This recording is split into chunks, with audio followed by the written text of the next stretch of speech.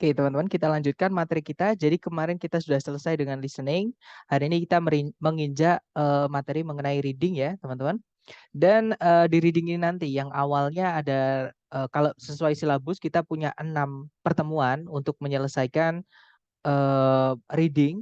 Nah, saya menemukan cara yang lebih gampang lagi, cara yang lebih simple lagi ya untuk mengerjakan soal reading. Jadi 6 soal saya sebenarnya masih pakai yang dari materi sebelumnya, tapi saya apa namanya? Saya sederhanakan seperti itu, teman-teman. Jadi lebih gampang atau lebih cepat cara mengerjakannya. Seperti itu. Jadi dari 6 meetings itu nanti bisa kita pendekkan hanya menjadi 3 meeting. Jadi chapter hari ini kita akan rangkap chapter 14 dan 15 jadi satu pertemuan ya. Nah, di reading nanti teman-teman itu dikasih waktu 55 menit untuk mengerjakan 50 soal. Nah, 50 soal ini nanti dimasukkan ke dalam 5 teks ya. Jadi dari nomor 1 sampai nomor 50 teman-teman akan menemui sekitar 5 teks. Tapi pernah saya menemukan ada 6 teks, teman-teman. Karena ada satu teks itu yang ada 2 teks itu yang pendek-pendek. Nah, soalnya cuma sekitar 6 sama 7. Seperti itu. Tapi itu jarang banget ya. Waktu itu cuma kebetulan aja saya menemukan soal itu di soal yang asli ITS seperti itu. Nah, tapi rata-rata untuk reading ini 50 pertanyaan itu dimasukkan ke dalam 5 teks atau 5 bacaan. Nah, berarti setiap teksnya atau setiap bacaan itu rata-rata memiliki 10 pertanyaan. Oke. Nah, nanti tipsnya teman-teman jangan membaca teksnya dulu.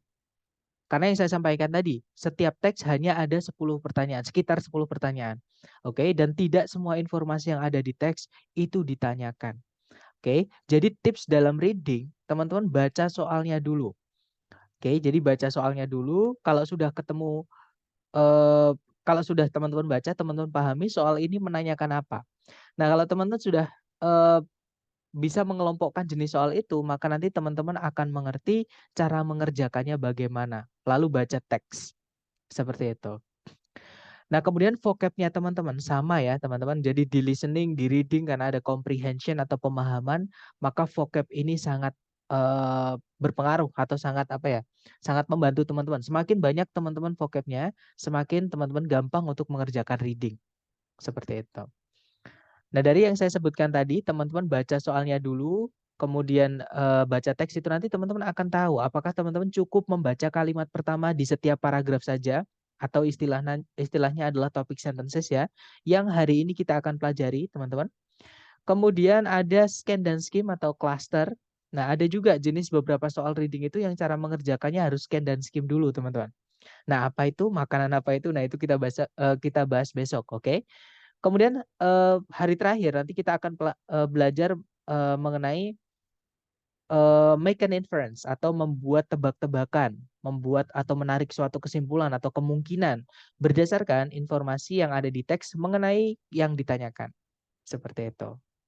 Nah, hari ini kita fokus dulu dengan cara pertama atau teknik yang pertama, yaitu kita akan mempelajari jenis soal-soal apa aja di reading yang cara mengerjakannya itu kita cukup membaca topik sentence-nya saja atau kalimat pertamanya saja, teman-teman. Di setiap paragraf ya, bukan cuma kalimat pertama paragraf 1 bukan, tapi kalimat pertama setiap paragraf atau semua paragraf. Oke.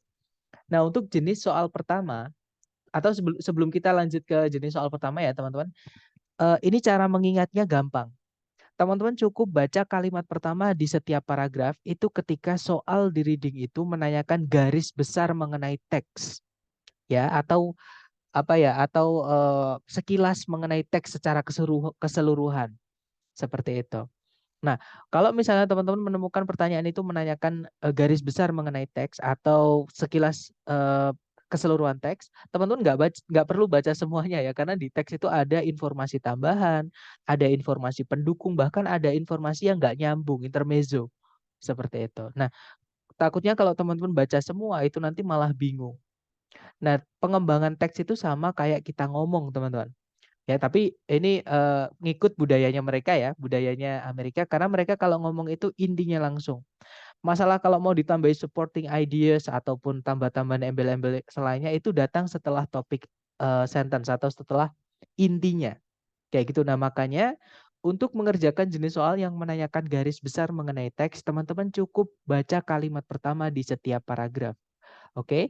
Nah, jenis soal apa aja yang menanyakan garis besar mengenai teks? Yang pertama adalah soal yang menanyakan main idea atau gagasan utama. Nah, main idea sendiri pengertiannya adalah gagasan utama atau ide pokok. Atau kalau dijabarkan lebih panjang, jadi bahan pembahasan yang diangkat oleh penulis melalui teks yang dia tulis. Oke. Nah, kalau teman-teman masih ingat, oh sorry, dulu bukan saya yang ngajar teman-teman struktur hari pertama. Jadi kalau teman-teman dulu waktu belajar struktur itu ada istilah namanya subjek. Nah, subjek itu bukan pelaku, teman-teman. Mungkin kebanyakan dari karena saya ingat dulu di waktu saya sekolah, guru bahasa Indonesia saya menyebutnya subjek itu adalah pelaku. Padahal nggak selalu. Di kalimat pasif, subjek itu bukan pelakunya, justru dia yang kena. Seperti jadi subjek itu adalah apa atau siapa yang pengen kita angkat menjadi bahan pembicaraan seperti itu. Oke, nah kalau di teks atau di paragraf itu namanya adalah main idea atau topik atau kalau dalam kalimat ya topik sentence seperti itu teman-teman. Oke, nah biasanya di soal itu namanya itu beda-beda. Oke, terutama kalau teman-teman ngambil tesnya itu yang prediksi atau simulasi. Oke, yang bukan asli dari ITS. Itu nanti namanya biasanya digonta-ganti gitu teman-teman. Jadi beda-beda ya. Kadang itu nyebutnya main idea, kadang main point, kadang primary concern, kadang main discussion, kadang topik, kadang title, kadang juga subject. Oke, tapi kalau di TOEFL yang asli dari ITS yang online yang saya sering ikuti itu biasanya pertanyaannya coba berbunyi what does the passage mainly discuss? Seperti itu. Jadi mainly discuss. Jadi main discussion lah seperti itu.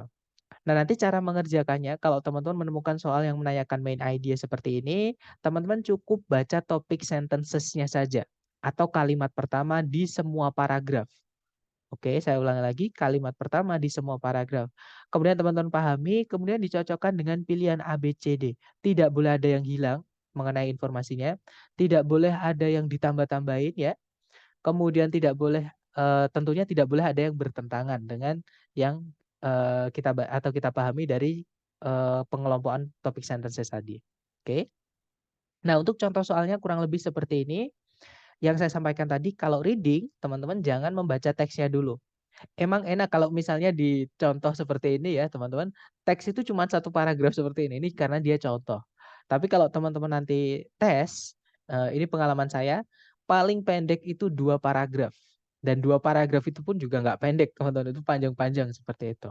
Oke, jadi kalau teman-teman baca teksnya dulu itu nanti selain menyita waktu malah teman-teman bingung topik itu apa gitu. Nah, mending langsung aja karena yang ditanyakan di sini adalah topik, maka cukup kita baca topik sentence-nya saja. Nah, topik sentence itu letaknya di kalimat pertama di setiap paragraf. Kebetulan di contoh ini cuma ada 1 paragraf ya sudah kita baca kalimat pertamanya saja ya. Kalimat pertama berbunyi, in the philosophy of John Dewey, a sharp distinction is made between intelligence and reasoning. Jadi dalam filsafatnya John Dewey, sebuah perbedaan yang signifikan itu dibuat antara kecerdasan dan kemampuan menggunakan logika pada semua orang ya. Ini bukan cuma ngomongin tentang kecerdasan dan kemampuan menggunakan logikanya John Dewey sendiri. Ya, jadi John Dewey ini mengatakan secara umum, secara pada semua orang, kecerdasan dan kemampuan menggunakan logika itu berbeda seperti itu. Dan kalau kita lihat di pilihan A, B, C, D, kalau kita lihat yang alfa ya, memang untuk eliminasi ini kalau di reading sangat penting teman-teman. Jadi kita membanding-bandingkan pilihan A, B, C, D karena nggak enaknya reading itu kadang mungkin kalau teman-teman udah sering latihan reading mungkin juga merasakan yang sama saya kayak yang saya rasakan dulu. Jadi kalau kita lihat pilihan A, B, C, D itu biasanya semua pilihan A, B, C, D itu ada di dalam teks. Kayak gitu atau benar gitu di dalam teks itu tertulis gitu. Contohnya yang alpha, The Intelligence of John Dewey. Nah ini tapi kalau ini beda ya teman-teman. The Intelligence of John Dewey itu artinya kecerdasannya John Dewey. Jelas-jelas teks ini bukan ngomongin tentang kecerdasannya John Dewey, tapi menceritakan kalau John Dewey itu mengelompokkan atau membedakan kecerdasan dan kemampuan menggunakan logika pada semua makhluk hidup. Pada semua manusia, bukan cuma pada dirinya ya. Alpha berarti bukan. Kalau yang Bravo, distinctions made by John Dewey. Perbedaan-perbedaan yang dibuat oleh John Dewey. Nah, ini ada 2 kesalahan teman-teman di yang Bravo ini ya. Yang pertama dia pakai S, distinctions. Artinya dia banyak. Sedangkan kalau kita kembali ke teks tadi, itu dia bukan distinction tapi a sharp distinction. Jadi cuma satu. Sebuah perbedaan yang signifikan atau yang sangat jelas gitu ya.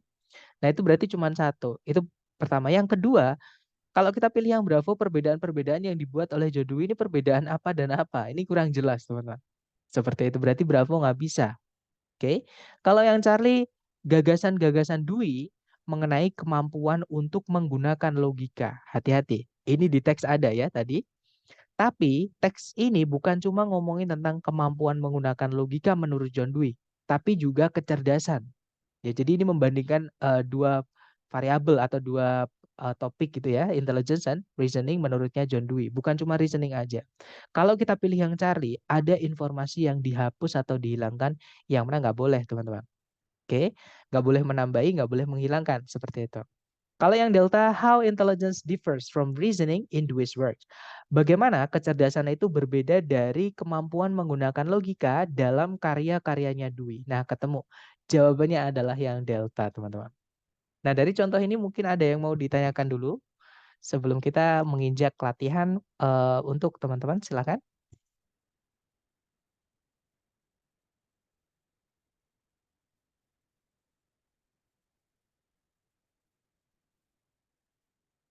Nggak ada ya, teman-teman? It's all clear, right?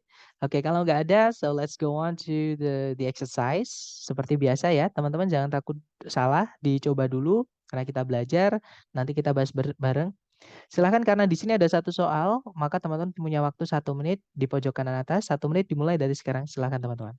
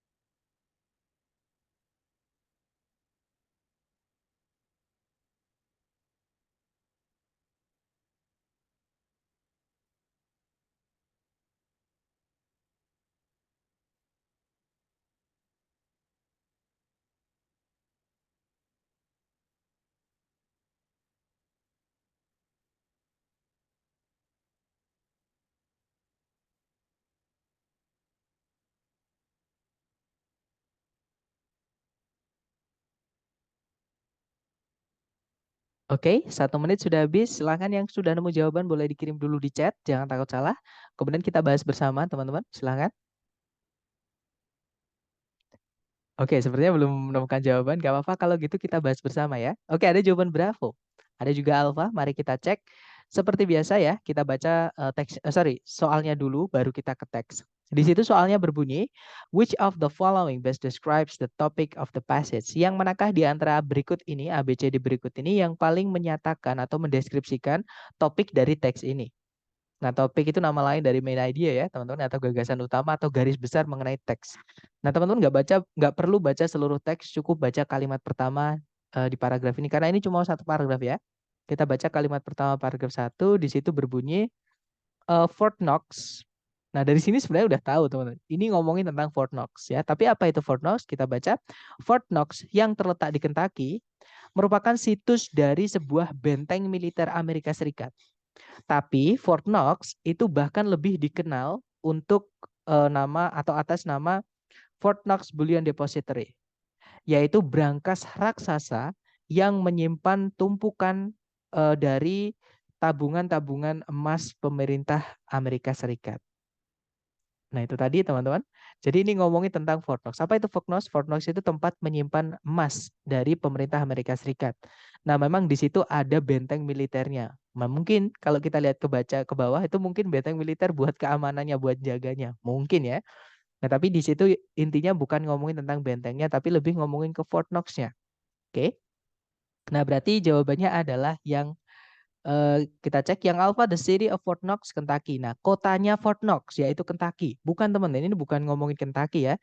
Kentucky di situ hanya sebagai apositif. Kalau teman-teman masih ingat apositif itu apa? Apositif itu adalah eh, informasi tambahan. Itu yang kalau kita hapus nggak apa-apa. Itu hanya memberikan informasi tambahan aja. ya, yaitu Fort Knox yang letaknya di Kentucky seperti itu.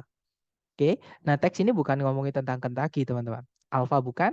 Kalau yang Bravo, the Federal Gold Depository, tempat penyimpanan emas pemerintah Amerika Serikat. Nah ketemu teman-teman. Jawabannya adalah Bravo, ya. Nah kalau yang Charlie, the US Army Post. Nah dari sini aja udah salah.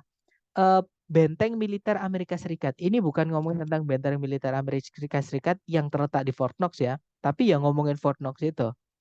Kayak gitu. Jadi bukan ngomongin benteng Amerika Serikatnya, tapi ngomongin Fort Knox-nya itu. Nah, kalau yang Charlie ini Fort Knox itu hanya sebagai tempat dari topiknya, yaitu benteng militer Amerika Serikat. Padahal yang diomongin bukan benteng militer Amerika Serikat. Seperti itu. Walaupun itu ada ya buat tambahan aja di situ. Oke, jadi jawabannya Bravo. Kalau yang Delta itu malah terlalu luas, teman-teman. Gold bullion itu artinya emas batangan.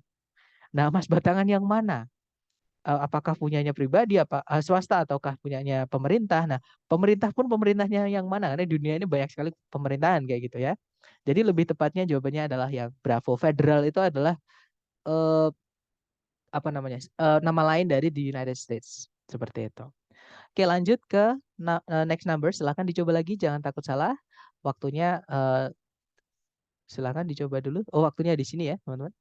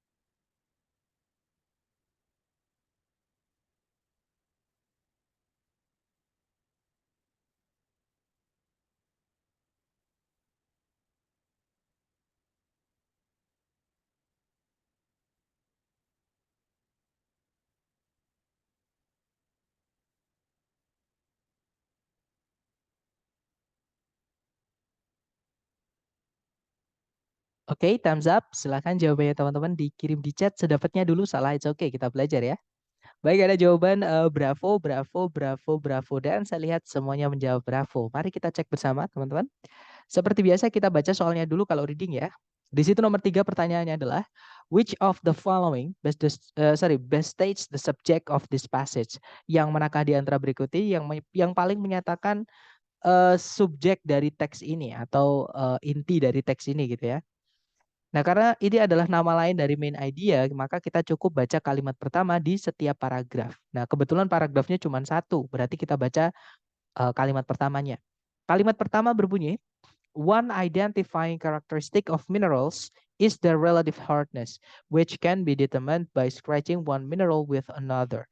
Jadi, salah satu penanda yang salah satu penanda khusus unik gitu ya dari jenis-jenis mineral adalah tingkat kekerasan relatif mereka yang dapat ditentukan dengan cara menggoreskan satu jenis mineral dengan jenis yang lain. Nah, berarti ini ngomongin tentang jenis mineral itu bisa bisa ditentukan namanya atau jenisnya itu dari atau dengan cara penggoresan seperti itu. Jadi kita goreskan dengan mineral yang lain yang kita sudah tahu seperti itu. Oke, mari kita cek. Yang alpha, the hardness of diamonds. Tingkat kekerasan dari berlian. Nah, tiba-tiba ada berlian. Padahal tadi ketika kita baca kalimat pertama itu nggak ada berlian ya, teman-teman. Tapi mungkin berlian ada di dalam teks. Tapi teks ini bukan cuma ngomongin tentang berlian ya. Berarti alpha bukan. Nanti ya banyak yang informasi hilang di situ ya. Alpha bukan. Kalau yang Bravo, identifying minerals by means of a scratch test. Menentukan atau mengidentifikasi jenis-jenis mineral dengan cara atau dengan cara uji gores. Nah, ketemu teman-teman. Jawabannya adalah Bravo. Nice. Kalau yang Charlie, feldspar on the Mohs scale. Nah, feldspar itu juga mirip kayak diamond, jadi sejenis dari mineral yang mana teks ini bukan cuma ngomongin diamond atau feldspar saja, ya, tapi ngomongin seluruh jenis mineral. Charlie bukan. Kalau yang Delta, recognizing minerals in their natural state. Mengenali jenis-jenis mineral di keadaan alami mereka. Bukan ya, karena jelas-jelas tadi ada dengan cara menggoreskan satu jenis mineral dengan yang lain. Artinya ada campur tangan manusia gitu. Kita nggak bisa dalam keadaan alami tiba-tiba, kalau menurut teks ini ya, tiba-tiba kita tahu itu berlian atau misalnya quartz atau misalnya diamond, feldspar dan sebagainya. Oke, jadi jawabannya yang paling tepat, bravo. Good job. Next, number 3 again. Dicoba lagi ya, jangan takut salah. Waktunya 60 detik dimulai dari sekarang. Silahkan teman-teman.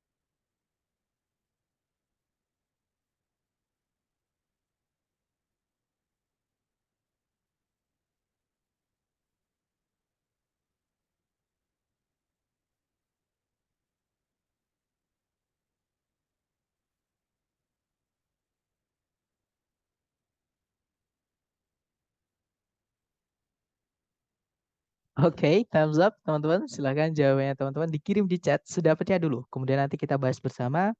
Baik, ada jawaban alfa, alfa, alfa, alfa, alfa, dan semuanya menjawab alfa. Alright, kita cek bersama. Kita baca soalnya dulu. Di situ nomor, sorry. Di situ nomor 3 pertanyaannya. Sebentar teman-teman. Yang manakah di antara berikut ini yang menyatakan main idea of the text? Passage itu nama lain dari teks ya. Jadi yang manakah yang menyatakan main idenya? Kita baca kalimat pertama di setiap paragraf, teman-teman. Oke. Kalimat pertama paragraf 1 berbunyi, vaksin dipersiapkan atau dibuat maksudnya ya dari virus-virus berbahaya atau bakteri-bakteri berbahaya dan diberikan kepada pasien untuk memberikan kekebalan terhadap penyakit-penyakit tertentu. Kita lanjut paragraf 2, kalimat pertamanya kita baca. Kelas vaksin yang paling dasar atau jenis vaksin yang paling dasar itu mengandung mikroorganisme penyebab penyakit yang telah dibunuh menggunakan larutan yang mengandung formaldehyde. Paragraf ketiga, jenis vaksin kedua mengandung racun yang dihasilkan oleh mikroorganismenya. Tidak mengandung, maksudnya bukan mengandung mikroorganismenya itu sendiri. Dan paragraf terakhir, jenis vaksin yang terakhir itu mengandung mikroorganisme yang masih hidup, yang telah dilemahkan atau yang telah dirubah supaya tidak berbahaya, tidak membahayakan. Ya, nah berarti ini ngomongin bagaimana vaksin itu dibuat dan jenisnya, teman-teman. Ya, berarti bukan yang alfa, teman-teman. Yang alfa, vaccines provide immunity to specific diseases. Vaksin memberikan kekebalan terhadap penyakit-penyakit tertentu, itu memang disebutkan di paragraf 1. Di kalimat pertama paragraf 1. Nah, tapi di kalimat pertama paragraf 1 itu informasinya ada dua, teman-teman. Yang pertama dijelaskan, vaksin itu dibuat dari bakteri dan virus yang berbahaya. Nah, informasi kedua, vaksin diberikan ke pasien untuk memberikan imunitas atau kekebalan tubuh terhadap penyakit tertentu. Nah, yang dikembangkan yang di bawah yang mana? Yaitu yang informasi yang depan, yang pertama. Oke, vaksin itu dibuat dari virus-virus berbahaya dan bakteri-bakteri berbahaya. Nah, jadi jawaban yang paling tepat adalah yang Charlie ya, teman-teman. Nah, itu Charlie berbunyi, vaccines are derived in different ways. Vaksin itu derive itu diperoleh, teman-teman. Ya, ini pasif. Jadi dibuat atau diperoleh atau didapat dalam berbagai macam cara atau dari berbagai macam cara. Maksudnya lebih tepatnya tadi ada 3, ya. Nah, kalau yang Delta, pendekatan-pendekatan baru dalam pemberian vaksin itu sedang dikembangkan. Nah, bukan ke pemberiannya vaksin, tapi lebih ke pembuatan vaksin. Seperti itu. Jadi administer itu artinya adalah memberikan, sama kayak give, sama kayak distribute, itu sama artinya menyampaikan, memberikan seperti itu. Oke, jawabannya adalah Charlie. Next, teman-teman, dicoba lagi, jangan takut salah. Nomor 7, waktunya 1 menit di pojok kanan atas. 1 menit dimulai dari sekarang, silakan.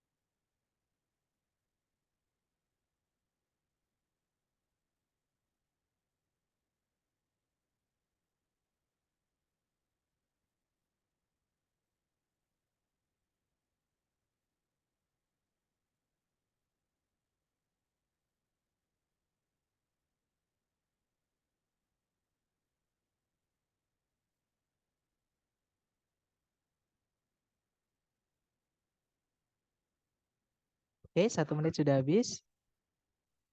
Ada jawaban delta, delta, delta, delta, dan saya lihat teman-teman semuanya menjawab delta ya. Kita cek bersama teman-teman. Di situ soal nomor 7 berbunyi, topik dari teks ini kemungkinan atau bisa dideskripsikan sebagai, nah topik itu nama lain dari main idea ya. Kita baca kalimat pertama di setiap paragraf. Kalimat pertama paragraf 1 berbunyi, a hoax atau sebuah hoax tidak seperti sebuah kesalahan murni. Merupakan sebuah rencana yang sengaja disusun untuk menyajikan sebuah kebohongan seolah-olah atau sebagai kenyataan. Sebuah hoaks ilmiah terkenal terjadi di tahun 1912 ketika Charles Dawson itu mengaku telah menemukan tengkorak manusia dan tulang rahang di Piltdown Common di Inggris bagian selatan. Memerlukan lebih dari 40 tahun supaya hoaks tersebut terungkap. Nah, berarti ini intinya yang diulang-ulang tadi kata hoaks, teman-teman. Dan kalau teman-teman lihat di pilihan ganda, pilihan yang menyebutkan kata hoaks atau yang kata yang artinya sama dengan hoaks, itu cuma satu pilihan. Nah, ya sudah berarti jawabannya cuma yang itu, teman-teman. Oke, jawabannya adalah yang delta. That's right. The answer to this question is delta. A definition and example of a hoax. Definisi dan contoh dari hoax. Definisinya di paragraf 1, kalimat pertama. Example-nya di paragraf 2, dilanjutkan di paragraf 3, seperti itu. Oke, next lanjut ke, nah itu tadi jenis soal pertama yang cara mengerjakannya, teman-teman nggak perlu baca seluruh teks, cukup baca kalimat pertama aja di setiap paragraf. Walaupun pertanyaannya menanyakan garis besar mengenai teks atau keseluruhan teks. Oke, nah sekarang kita lanjut ke jenis soal kedua yang cara mengerjakannya adalah cukup membaca kalimat pertama di setiap paragraf atau salah satu jenis pertanyaan yang menanyakan garis besar mengenai teks. Nama soalnya adalah idea organization atau kalau diartikan pengembangan ide. Jadi bagaimana si penulis itu mengembangkan ide melalui teks yang dia tulis. Oke. Nah, untuk jenis soal ini memang kalau di TOEFL yang asli ITS jarang keluar, tapi beberapa kali akhir-akhir ini saya menemukan teman-teman 1 soal atau 2 soal di antara 50 soal reading seperti itu. Oke. Nah, untuk cara mengerjakannya itu tadi, kalau teman-teman menemukan ada soal yang menanyakan bagaimana ide informasi dikembangkan atau disajikan atau disambungkan gitu ya. Teman-teman cukup membaca kalimat pertama di setiap paragraf, kemudian teman-teman sambungkan dengan pilihan A, B, C, D yang mana yang mewakili dari yang sudah kita baca di setiap kalimat paragraf tadi. Nah, untuk contoh soalnya kurang lebih seperti ini. Caranya sama, teman-teman baca teman-teman baca soalnya dulu ya, maaf. Di situ soalnya berbunyi in this passage. Nah, ini kan nggak jelas, teman-teman. In this passage itu artinya di teks ini. Nah, soal ini menanyakan apa? Kalau di TOEFL yang asli dari ITS, teman-teman tidak akan pernah menemukan jenis soal seperti ini. Atau minimal saya belum pernah ya, teman-teman menemukan soal yang cuman di teks ini kayak gitu. Itu kan nggak jelas sebenarnya teksnya menanyakan apa. Tapi kalau in case suatu saat teman-teman ngambil tes prediksi atau tes simulasi dan menemukan soal yang serupa kayak gini ya, teman-teman baca juga pilihan gandanya untuk mengenali kalau ini tuh jenis soal apa. Seperti itu. Nah, di situ yang alfa berbunyi, sebuah gagasan itu disajikan dan kemudian dibantah. Yang bravo berbunyi, sebuah konsep itu diikuti oleh contoh-contoh. Kalau yang Charlie, sebuah sebab diikuti oleh akibat. Kalau yang delta, sebuah kepercayaan yang didukung dengan alasan logis. Nah, berarti ini menanyakan bagaimana gagasan itu dikembangkan di dalam teks. Oke, nah itu kalau kita baca, cukup kita baca kalimat pertama setiap paragraf ya, teman-teman. Kalimat pertama paragraf 1 berbunyi, jika ditanya siapa yang menemukan permainan baseball, hampir seluruh orang Amerika bakal mungkin menjawab bahwa di kepercayaan mereka itu Abner Doubleday yang melakukannya, yang maksudnya yang menemukan permainan baseball. Nah, paragraf 2 disebutkan kalimat pertamanya, Doubleday itu sebenarnya hanya dihargai atau hanya hanya diberikan penghargaan gitu ya atas penemuan baseball itu di awal abad ke-20-an ketika perusahaan pembuatan alat-alat olahraga yang namanya adalah Spalding itu menginagurasikan sebuah komisi, maksudnya menyuruh gitu ya, memberikan tugas untuk melakukan penelitian atas pertanyaan siapa yang menemukan baseball. Nah, berarti bukan dia yang nemuin karena dia disuruh neliti siapa yang menemukan, suruh cari tahu. Double D itu disuruh mencari tahu siapa sih yang nemuin permainan baseball ini gitu. Jadi bukan dia yang nemuin ya. Kemudian paragraf terakhir, sekarang ini hampir seluruh sejarawan olahraga sepakat kalau Double D itu sebenarnya nggak punya andil apa-apa, nggak punya peran apa-apa dalam uh, kemajuan baseball atau dalam perkembangannya baseball. Oke, berarti itu tadi ya.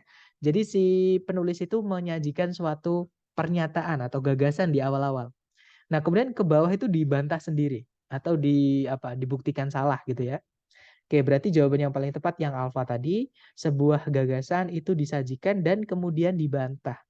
Seperti itu. Jadi lebih ke bagaimana caranya penulis itu menyampaikan idenya seperti itu, teman-teman.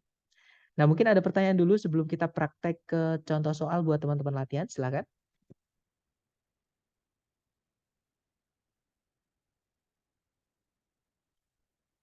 Nggak ada ya? Atau nanti kalau teman-teman ada pertanyaan, boleh langsung unmute aja, oke? Nah, kalau gitu kita lanjut ke latihan praktek ke soal. Silahkan dicoba dulu teman-teman. Waktunya karena satu soal ya, waktunya 60 menit atau 1 menit. Dimulai dari sekarang, silahkan.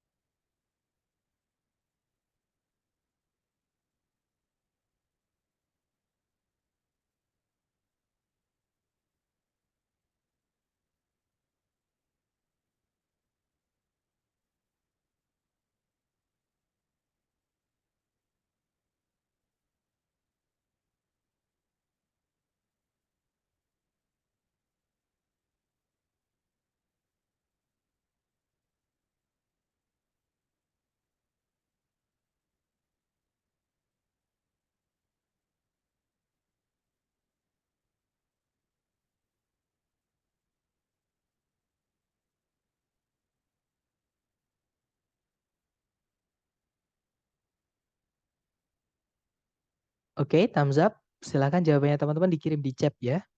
Di chat maksud saya. Oke, ada jawaban Alpha. Mari kita cek teman-teman. Ada juga jawaban Charlie. Oke, kita cek ya. Seperti biasa kita baca soalnya dulu. Di situ soal berbunyi, how's the information in the passage organized? Jadi bagaimana informasi di teks itu dikembangkan. Nah, kita baca kalimat pertama di setiap paragraf. Kalimat pertama paragraf 1 berbunyi, konflik di dalam sebuah organisasi tidak selalu dipandang sebagai sesuatu yang tidak diinginkan. Paragraf kedua berbunyi, berdasarkan atau menurut pandangan tradisional mengenai konflik, konflik itu berbahaya atau membahayakan suatu organisasi. Kemudian paragraf terakhir, pandangan interaksionis mengenai konflik di sisi lain bersikuku bahwa konflik itu dapat memberikan sebuah fungsi penting dalam sebuah organisasi dengan cara mengurangi zona nyaman di antara para pekerjanya dan menyebabkan perubahan-perubahan positif terjadi. Nah, ini hanya ngomongin tentang pandangan yang berbeda ya mengenai konflik. Di paragraf pertama penulis ini menyatakan pandangannya kalau dia netral. Dia hanya bilang kalau konflik itu tidak selalu tidak diinginkan gitu ya. Nah, paragraf 2 dia menyebutkan kalau dulunya tradisional atau pandangan orang-orang zaman dulu itu konflik memang berbahaya. Nah, paragraf terakhir pandangan konflik yang interaksionis yang suka dengan atau menilai kalau interaksi itu memiliki value atau nilai, di sisi lain berpendapat kalau konflik itu bisa memberikan peran penting gitu ya di suatu organisasi. Nah, ini tadi ngomongin pandangan saja, teman-teman. Oke, jadi jawaban yang paling tepat adalah yang bravo, ya. Contrasting views of conflict are presented. Pandangan-pandangan mengenai konflik yang berbeda atau yang bertentangan itu disajikan. Seperti itu. Jadi yang pertama netral, yang kedua itu menentang, yang kedua mendukung adanya konflik di suatu organisasi. Seperti itu. Kalau yang alfa asal muasal gagasan mengenai konflik disajikan nggak ada teman-teman. Ketika kita baca kalimat pertama di setiap paragraf tadi, kita nggak tahu dari mana sih konflik berasal, ya kan? Kita hanya tahu bagaimana pandangan orang-orang konflik menurut orang-orang. Kalau yang Charlie dua pembuat teori gitu ya. membahas keunggulan dan kekurangan dari pandangan-pandangan mereka mengenai konflik. Nggak ada tadi keuntungan dan kekurangan dari pandangan mereka, nggak ada. Mereka hanya menyatakan pandangannya aja bagaimana. Masalah kekurangan dan kelebihan kita tidak menemukannya ya. Kalau yang delta, contoh-contoh dari konflik di dalam organisasi itu disajikan. Nggak ada contohnya teman-teman. Konflik dalam organisasi itu yang dimaksud kayak gimana sih? Itu tadi nggak ada. Oke, berarti delta bukan. Fix jawabannya yang bravo ya. Oke, next ke nomor berikutnya, nomor 5. Dicoba dulu waktunya 1 menit di pojok kanan atas, silakan.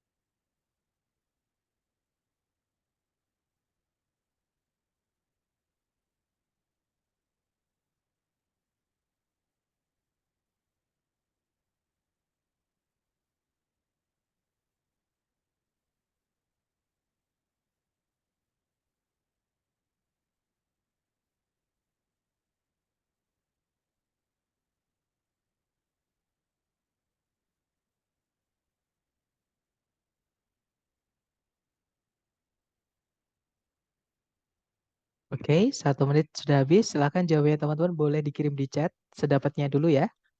Oke, ada jawaban Charlie dan bravo. Mari kita cek bersama teman-teman. Seperti biasa kita baca soalnya dulu. Di situ soalnya berbunyi bagaimanakah informasi di teks itu dikembangkan. Nah, berarti ini ngomongin tentang idea organization ya. Kita baca kalimat pertama di setiap paragraf.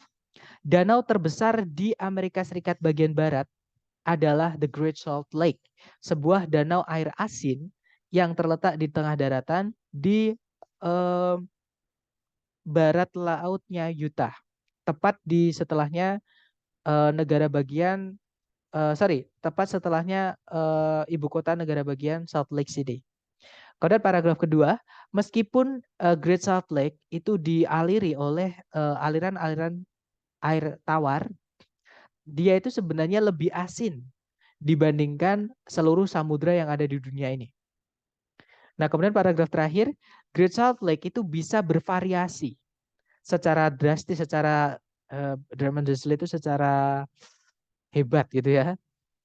Dari ukuran normalnya yaitu 1.700 mil persegi. Nah, bergantung pada kondisi cuaca yang berkepanjangan.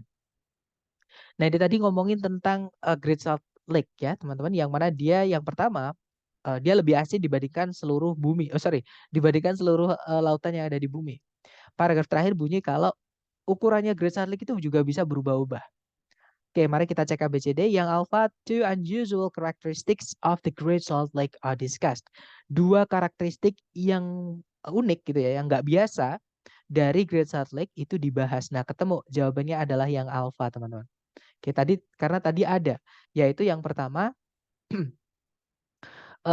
yang saya sebutkan tadi, dia lebih asin dari seluruh samudra di bumi ya.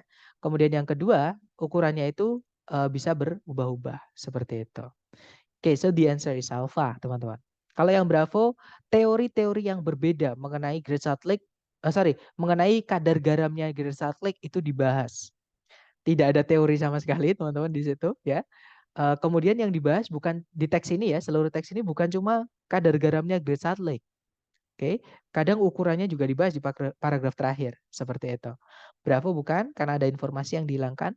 Yang Charlie proses bagaimana Great Salt Lake itu mendapatkan garamnya. Sama ya, ngomongin tentang garam itu di paragraf 2.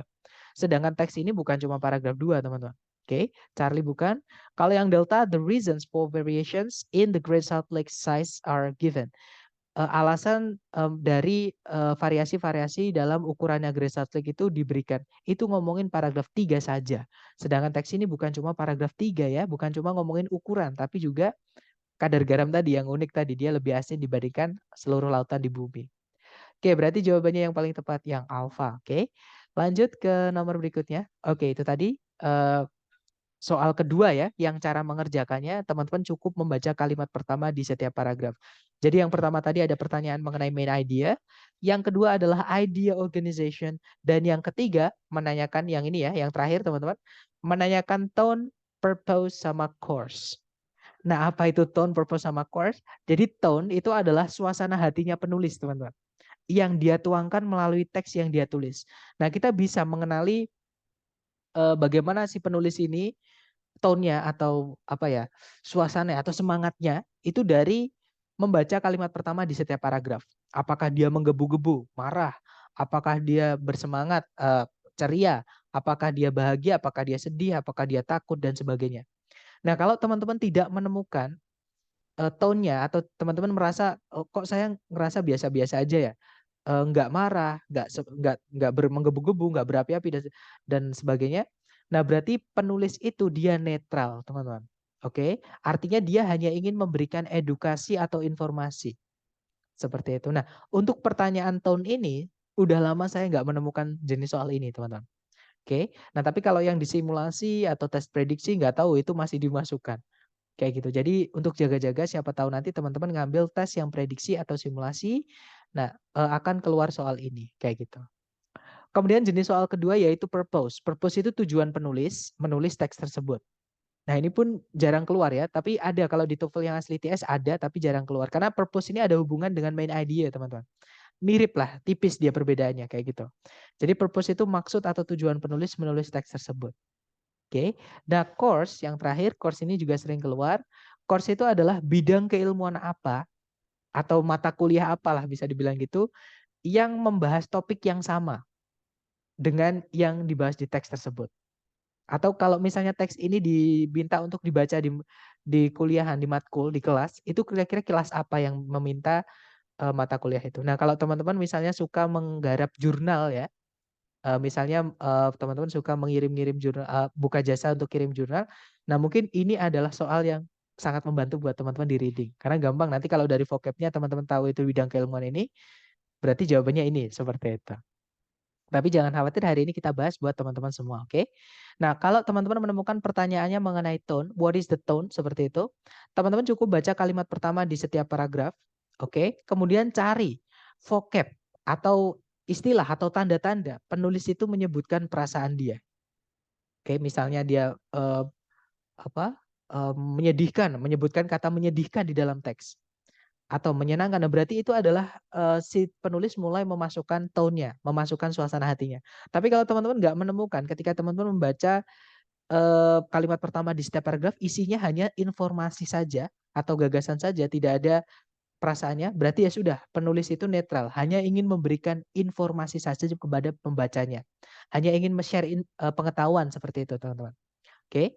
Nah, kemudian kalau purpose itu juga sama. Teman-teman baca kalimat pertama di setiap paragraf. Oke, kemudian kalau perlu teman-teman baca full paragraf 1 semuanya, kemudian ditambah kalimat pertama di setiap paragraf. Kalau teman-teman ragu ya misalnya. Tapi kalau enggak ya cukup kalimat pertama di setiap paragraf aja itu udah cukup. Kayak gitu. Nah, kemudian dihubungkan dengan pilihan A, B, C, D. Dan yang terakhir adalah course bidang keilmuan apa yang saya sebutkan tadi, teman-teman. Kita bisa tahu bidang keilmuan apa yang membahas teks tersebut dengan cara mencocokkan vocab-vocab yang kita temukan di kalimat pertama di setiap paragraf. Itu kita hubungkan. Misalnya ada istilah-istilah khusus tentang yang dipakai di biologi. Nah, ya sudah berarti teks ini dipakainya di kelas biologi. Misalnya kalau istilah-istilah khusus itu dipakainya di kelas fisika. Ya sudah, berarti itu kita pilih di ABCD yang fisika. Misalnya istilah-istilah khusus itu dipakai di astronomi. Ya sudah, kita pilih di ABCD yang astronomi. Seperti itu. Jadi kita cocokkan vocab yang dipakai dengan pilihan ABCD. Nah, untuk contoh soalnya sendiri kurang lebih seperti ini ya. Yang saya sebutkan tadi ke teman-teman, kita baca soalnya dulu ya. Soalnya berbunyi, tujuan teks ini adalah untuk. Nah, yang menanyakan tujuan, kita baca kalimat pertama di semua paragraf. Nah, kebetulan di sini paragrafnya cuma satu. Ya sudah, kita baca kalimat pertamanya saja ya. Kalimat pertama berbunyi, In Cold Blood, yang ditulis Truman Capote di tahun 1966 merupakan sebuah contoh novel non-fiksi yang terkenal. Nah, novel non-fiksi itu apa? Novel non-fiksi itu adalah sebuah karya sejenis gitu ya, sejenis karya tulis populer yang berdasar pada kejadian-kejadian fakta atau kejadian-kejadian nyata di mana penulisnya itu berusaha untuk mendeskripsikan apa ya, forces itu dorongan. Jadi dorongan-dorongan, pikiran-pikiran atau emosi-emosi yang melatar belakangi yang menggiring ke kejadian aslinya. Seperti itu. Jadi kayak kita biar tergantung dari sudut pandang mana si penulis ini menceritakan. Nah, itu nanti kita kayak seolah-olah mengalaminya sendiri kayak gitu sebagai pembaca ya. Nah, tapi teks ini intinya si penulis itu hanya ingin memberikan informasi saja kepada para pembacanya kalau Truman Capote, sorry, In Cold Blood-nya Truman Capote itu adalah salah satu contoh dari novel non-fiksi.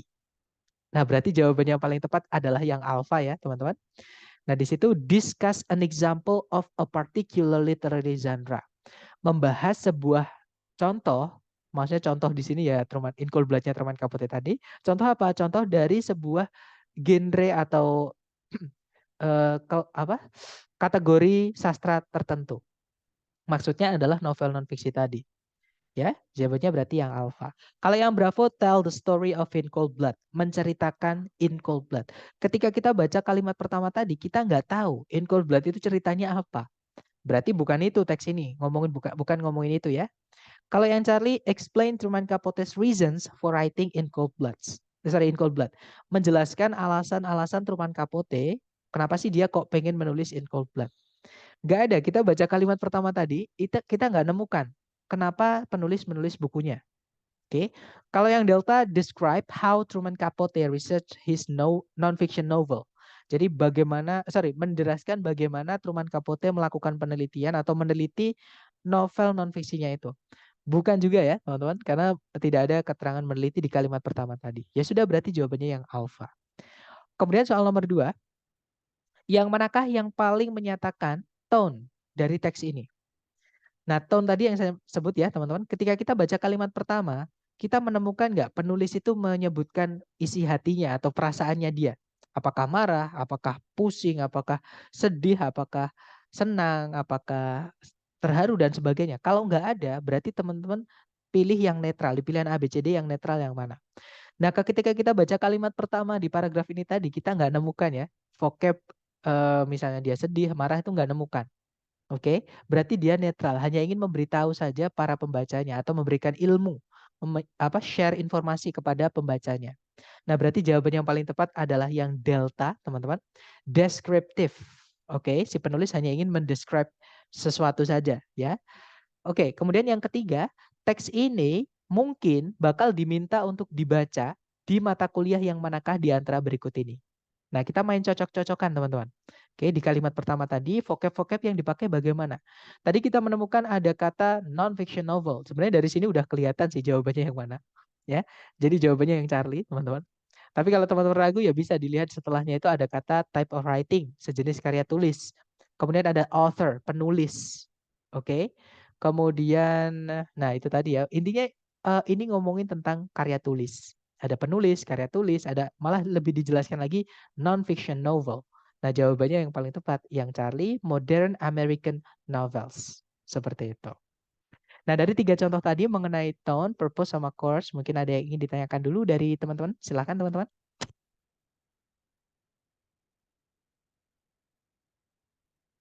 Easy peasy, right? Oke, kalau nggak ada pertanyaan, mari kita praktekkan. Kita coba pemahaman teman-teman tadi melalui latihan soal. Di sini ada 3 soal, berarti teman-teman punya waktu 3 menit ya. Nah, karena waktunya saya belum bikin timernya, saya timer dari HP. Silakan 3 menit dimulai dari sekarang, teman-teman.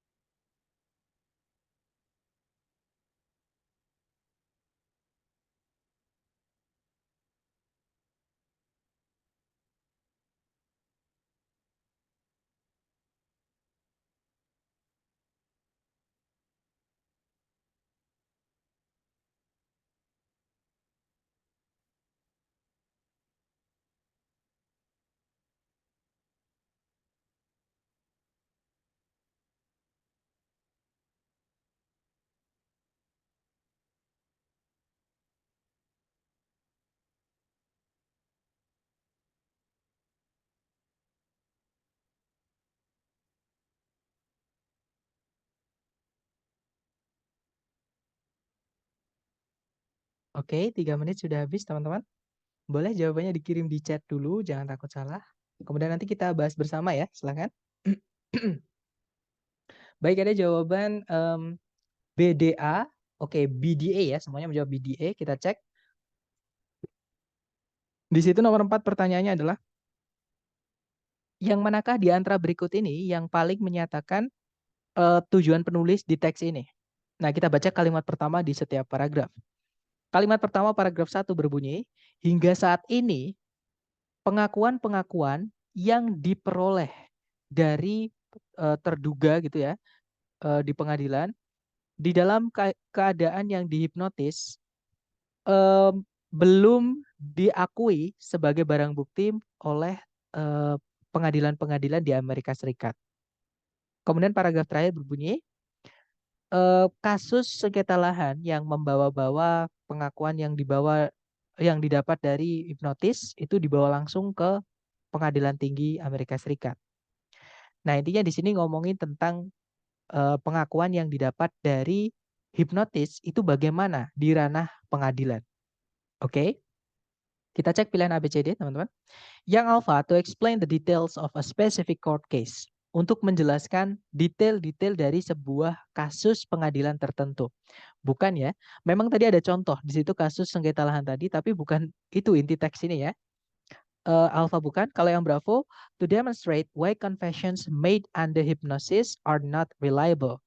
Mendemonstrasikan atau menjelaskan kenapa pengakuan-pengakuan yang didapat dari hipnotis itu tidak bisa dipercaya. Hati-hati teman-teman. Kalau kita baca yang pilihan lain, kita tahan dulu aja ya yang Bravo ya. Kalau yang Charlie, untuk mengklarifikasi peran dari pengadilan tinggi, ini udah salah ya, dari sini dia udah kelihatan salah. Mengklarifikasi peran pengadilan tinggi dalam mentidakvalidkan pengakuan yang didapat dari orang yang dihipnotis. Nah itu kan bukan ngomongin peran pengadilan tinggi, tapi ke seluruh pengadilan ya. Kalau yang delta, to explain the legal status of hypnotically induced confessions. Jadi kalau diartikan, untuk menjelaskan status hukum dari pengakuan-pengakuan yang didapat secara hipnotis. Nah, teks ini tadi ngomongin tentang bagaimana sih hipnotis itu kan kalau kita baca kalimat pertama pengakuan yang didapat dari orang yang dihipnotis di pengadilan itu belum dianggap sebagai barang bukti yang sah. Oke. Nah, apakah semua pengakuan yang didapat dari hipnotis itu juga nggak bisa dipercaya? Bukan ya, teman-teman. Teks ini tidak menjelaskan itu. Teks ini menjelaskan dalam ranah pengadilan saja atau dalam ranah hukum saja. Kalau misalnya di luar, tiba-tiba ada orang dihipnotis terus ngaku, itu belum tentu. Maksudnya belum tentu benar, belum tentu salah. Karena itu nggak dibahas di teks ini. Oke, jadi kalau teman-teman pilih Bravo, itu terlalu luas teman-teman. Sedangkan di sini tadi ada coverage, ada scope, ada batasan. Batasannya adalah di ranah hukum atau ranah pengadilan. Yang mana jawaban yang paling tepat itu bukan Bravo, tapi ini saya salah memasukkan kunci ya teman-teman. Jawabannya adalah delta. Maaf, tadi saya kurang konsentrasi ketika memasukkan kuncinya. Jadi jawabannya delta to explain the legal status of hypnotically induced questions. Nanti di bawah ada kuncinya, teman-teman. Tadi saya screenshot. Nanti kita lari ke situ ya. Diabaikan dulu untuk kuncinya ini. Tapi nomor 4 itu ada tadi ya. Jawabannya adalah delta. Kemudian nomor 5, tone dari teks ini bisa dideskripsikan sebagai. Nah, kalau kita baca kalimat pertama di setiap paragraf tadi, kita tidak menemukan penulis itu marah, apakah sedih, apakah kecewa, apakah senang, apakah bahagia, apakah menggebu-gebu tersemangat, nggak ada. Artinya dia netral. Yang mana kalau kita lihat ABCD yang netral itu adalah delta, informative. Oke, nomor 5 jawabannya delta. Nah, ini yang nggak ada nomor 6 berarti ya. Karena tadi saya nggak kurang teliti, mohon maaf. Nomor 6 kita bahas di situ, this passage would probably be assigned reading in a course on. Jadi teks ini mungkin diminta dibaca di mata kuliah manakah di antara berikut ini. Nah, tadi kita hubungkan dengan vocab yang dipakai. Yang pertama ada kata confessions, itu pengakuan. Yang kedua ada kata defendants, artinya adalah terduga atau terdakwa. Bukan terdakwa, tersangka ya. Kemudian ada lagi kata evidence, barang bukti. Ada juga courts, pengadilan-pengadilan. Kemudian Supreme Court, pengadilan tinggi. Nah, fix ini ngomongin tentang hukum. Jadi jawaban nomor 6 adalah alfa. Ya, teman-teman. Oke, nomor 6 alfa. Nah, nanti ada kita cek di akhir itu saya kasih, atau kalau teman-teman mau ngecek kunci jawaban ini adalah reading exercise 13, teman-teman. Oke. Nanti kita ke kunci jawabannya. Kita coba dulu 3 soal terakhir ya. Jangan takut salah. Nomor 789 waktunya 3 menit sama. Saya pakai timer HP. Silahkan 3 menit dimulai dari sekarang. Silahkan teman-teman.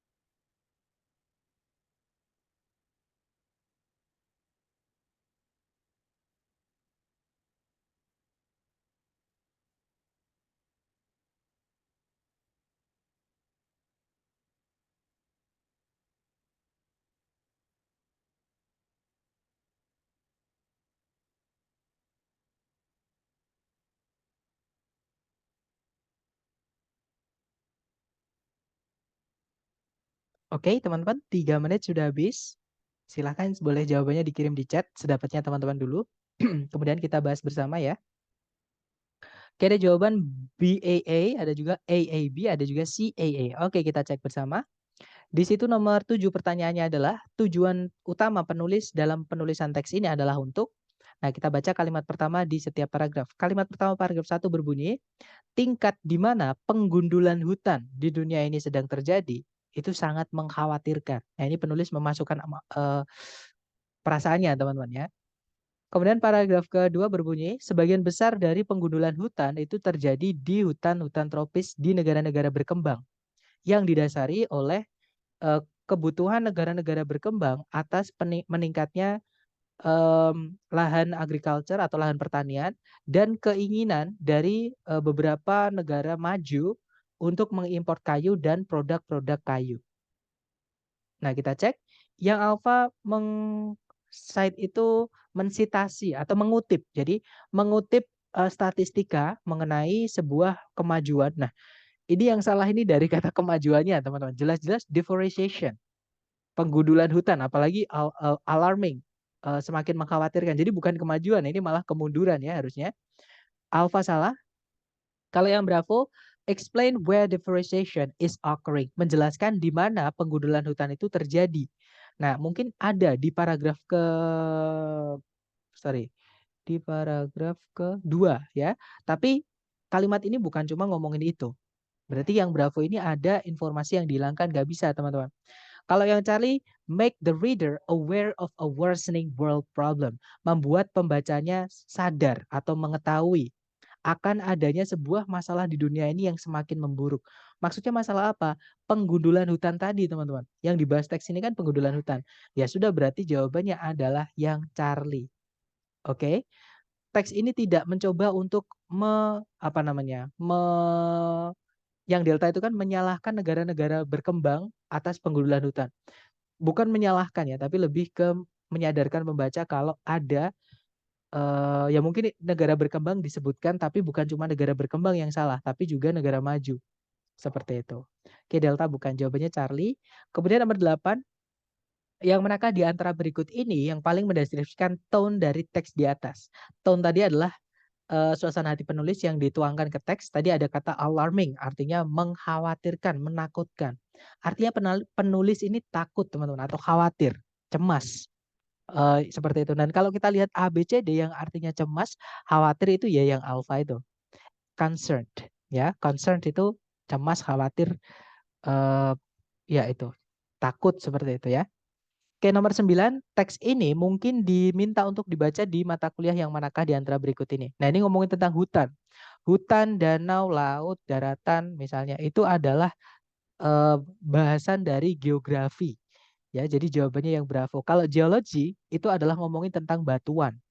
Misalnya mineral, misalnya bagaimana tanah, itu geology, teman-teman. Oke, tanah itu kok subur gimana, itu geology. Nah, kalau yang Charlie, geometri itu bangun ruang kalau saya nggak salah ya, itu matematika.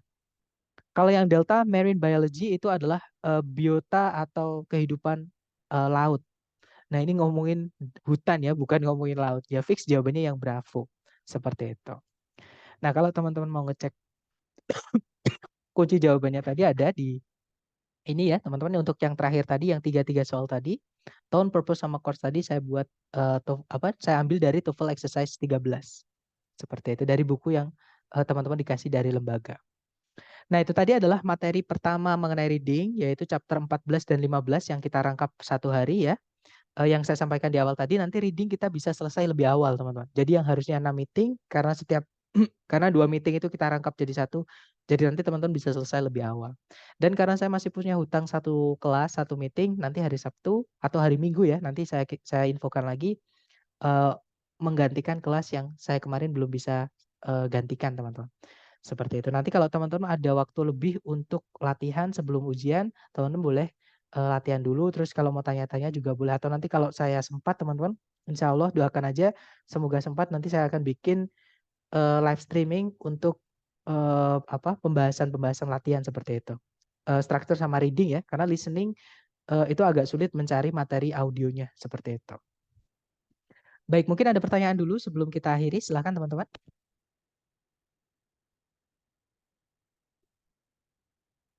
Nggak ada ya? Baik, atau nanti ketika teman-teman latihan menemukan kesulitan apapun, silahkan japri saya, oke? Thank you so much for having me today, guys. I'll see you again next time. The last I say, Assalamualaikum warahmatullahi wabarakatuh, and have a great day, everyone.